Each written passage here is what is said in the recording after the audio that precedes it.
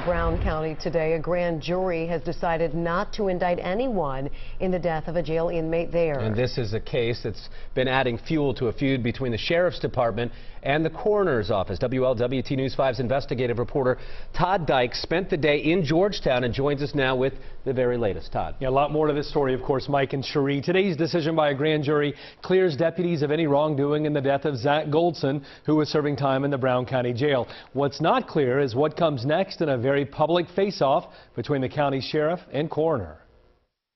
It's been a heavy weight lifted off of their shoulders.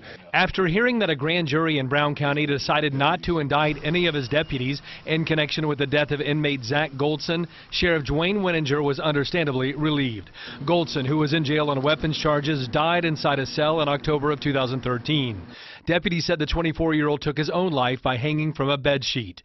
But Brown County's coroner, Judith Varneau, ruled Goldson's death a homicide, which put the deputies who last saw him at the center of the case.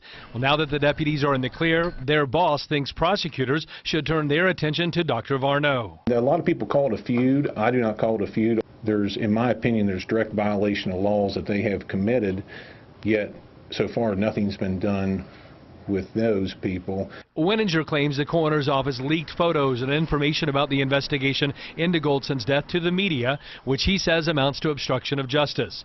Now, in a statement, Dr. Varneau had this to say about the grand jury's decision to conclude that Goldson committed suicide and to not issue any indictments. It is not the coroner's role to seek or not seek indictments. That is up to law enforcement, and this decision does not affect the coroner's office or any of the current court cases.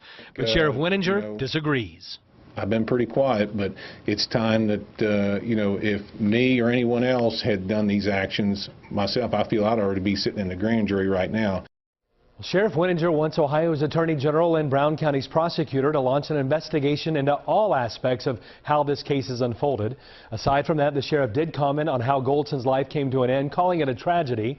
This afternoon, I reached out to Goldson's sister, but she declined to comment. Reporting live tonight, Todd Dykes, WLWT News 5. All right, Todd, thank you. 5 Brown County Sheriff's Office employees are suing the county coroner over her findings in the death of Zach Goldson.